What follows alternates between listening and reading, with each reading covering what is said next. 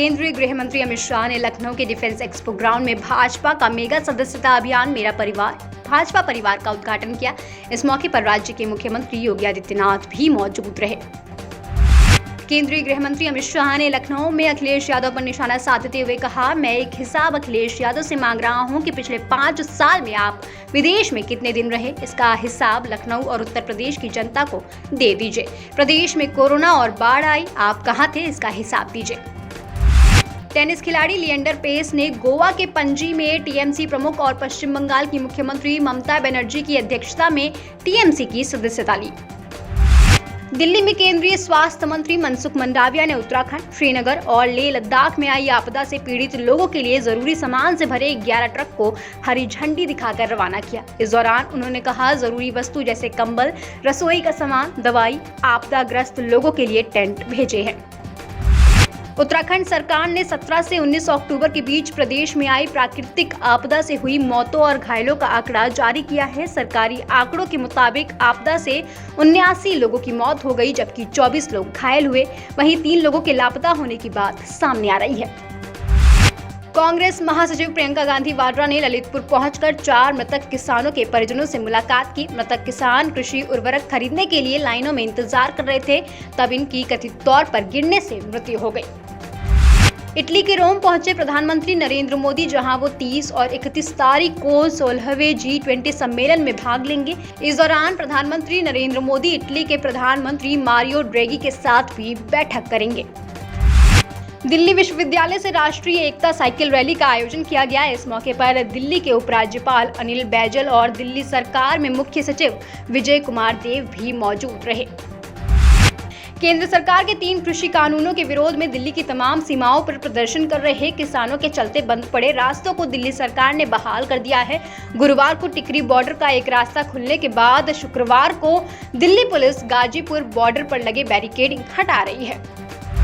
पुनीत ने 30 से ज्यादा कन्नड़ फिल्मों में काम किया है। उनके निधन की खबर से एंटरटेनमेंट इंडस्ट्री सदमे में है। बॉलीवुड सेलेब से लेकर साउथ इंडस्ट्री तक के लोग उनकी मौत की खबर पर दुख जता रहे हैं। छठ त्योहार के खास मौके पर बॉलीवुड के पॉपुलर सिंगर सोनू निगम और भोजपुरी सुपरस्टार पवन सिंह अपने फैंस के लिए गाना लेकर आ रहे हैं, जो कि छठ पर केंद्रित है। गाने की शूटिंग अयोध्या में की गई है। सोनू निगम ने एक वीडियो जारी कर इस बात की जानकारी दी है। हार्दिक पांड्या न्यूजीलैंड के खिलाफ अगले मैच में खेलेंगे या नहीं, इसको लेकर फिलहाल सस्पेंस बरकरार है। कहा जा रहा है कि MS धोनी के चलते ही टीम में उनकी जगह बनी हुई है। हालांकि बुधवार को उन्होंने नेट्स पर गेंदबाजी की है। इस बार IPL में हार्दिक ने 12 मैचों में सिर्फ 127 रन बनाए हैं। पिछले दिनों मुंबई इंडियंस के कोच महिला जयवर्धने ने कहा था कि अगर हार्दिक पर बॉलिंग करने का ज्यादा दबाव बनाया जाता है तो फिर इसका असर उनकी बल्लेबाजी पर पड़ सकता है। डेविड वार्नर ने श्रीलंका के खिलाफ खेली अपनी 65 रन की पारी के दम पर T20 वर्ल्ड कप में ऑस्ट्रेलिया की तरफ से सबसे ज्यादा रन बनाने वाले बल्लेबाज बन गए हैं। उन्होंने शेन वॉटसन का रिकॉर्ड तोड़ दिया है, जिनके नाम पर कुल 537 रन दर्ज हैं। अब डेविड वार्नर के नाम पर T20 वर्ल्ड कप में कुल 552 रन हो गए हैं। वहीं ऑस्ट्रेलिया की तरफ से T20 वर्ल्ड कप में सबसे ज्यादा रन बनाने के मामले में तीसरे नंबर पर 437 रन के साथ माइकल हसीन मौजूद हैं। कानपुर देहात के अकबरपुर कोतवाली क्षेत्र में तेज रफ्तार पिकअप ने बाइक में टक्कर मार दी। हादसे में युवक गंभीर रूप से घायल हो गया, जिसे इलाज के लिए अस्पताल में भर्ती कराया गया, जहां उपचार के दौरान युवक की मौत हो गई। संभल में पुलिस अधीक्षक चक्रेश मिश्रा और डीएम ने अधीनस्थ अधिकारियों और थाना प्रभारियों के साथ बैठक की। बैठक के दौरान एक वीडियो वायरल हो रहा है, जिसमें पुलिस अधीक्षक चक्रेश मिश्रा ये कहते नजर आ रहे हैं कि दिवाली पर होने वाले जुए में पुलिस रेड मारने नहीं जाएगी। कानपुर के सजैती थाना पुलिस को बड़ी सफलता हाथ लगी है। पुलिस ने शराब के ठेकों पर चोरी करने वाले गिरोह को पकड़ लिया है। पुलिस ने आरोपियों के पास से 7 पेटी शराब, 1 पेटी अंग्रेजी शराब, 1 बाइक बरामद की है। कानपुर देहात से माय भारत के लिए निखिल शुक्ला की रिपोर्ट। संभल में बसपा के पूर्व मंत्री और कद्दावर नेता अकीलुर रहमान के पार्टी से निष्कासन के बाद करीब 6 से ज्यादा बसपा के पदाधिकारियों ने इस्तीफा दे दिया। वहीं दूसरी तरफ बसपा जिला अध्यक्ष ने असमौली विधानसभा क्षेत्र की कमेटी को तत्काल प्रभाव से भंग कर दिया। संभल से माय भारत के लिए मुजम्मिल दानिश की रिपोर्ट। महाराजगंज के फरेंदा थाना क्षेत्र में गुमशुदगी का मुकदमा दर्ज करने के महज 2 घंटे के भीतर ही पुलिस ने नाबालिग को बरामद कर लिया है, जिसके बाद परिजनों के चेहरे पर खुशी देखने को मिली। महाराजगंज से माय भारत के लिए अभिषेक अग्रहरी की रिपोर्ट। अमरोहा के प्रसिद्ध हजरत साबिर साहब की बिच्छू वाली मजार पर शिवपाल यादव ने चादर पोशी की। इस दौरान उन्होंने 2022 में होने वाले चुनाव में जीत की दुआ मांगी और साथ ही कहा कि बीजेपी ने किसानों, गरीब मजदूर से लेकर आम जनता की कमर तोड़ दी है। वक्त आ गया है कि बीजेपी को सत्ता से जाना होगा।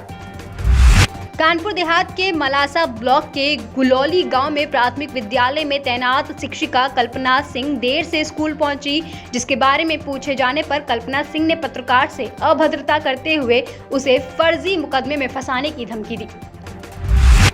अमरोहा में पुरानी पेंशन बहाली और अपनी अलग अलग मांगों को लेकर कर्मचारी अधिकारी पेंशनर संघ ने कलेक्ट्रेट में विशाल धरना प्रदर्शन कर जिलाधिकारी को ज्ञापन सौंपा। इस दौरान उन्होंने कहा कि पुराना पेंशन बहाल किया जाए और कर्मचारी का शोषण बंद किया जाए। अमरोहा से माय भारत के लिए मुजम्मिल हुसैन की रिपोर्ट। झांसी में प्रियंका गांधी का कार्यकर्ताओं ने जोरदार स्वागत किया, जहां उन्होंने रानी लक्ष्मीबाई की मूर्ति पर माल्यार्पण किया। इसके बाद प्रियंका गांधी ने उनकी समाधि पर फूल चढ़ाए।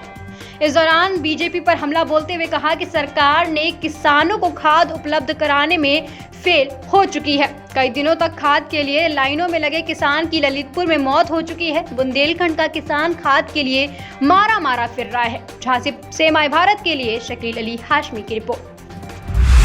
कानपुर देहात के मंगलपुर थाना क्षेत्र में रात के अंधेरे में कब्रिस्तानी की सैकड़ों समाधियों पर बुलडोजर चलाकर उन्हें ध्वस्त कर दिया गया। इसके बाद दलित समुदाय के लोगों में काफी आक्रोश देखा गया। आपको बता दें, मामला न्यायालय में विचाराधीन होने के बाद भी कब्रिस्तान पर कार्यवाही की गई। वहीं नामजद तहरीर देने के बाद भी अभी तक कोई कार्यवाही नहीं की गई है। कानपुर देहात से माय भारत के लिए अरविंद शर्मा की रिपोर्ट।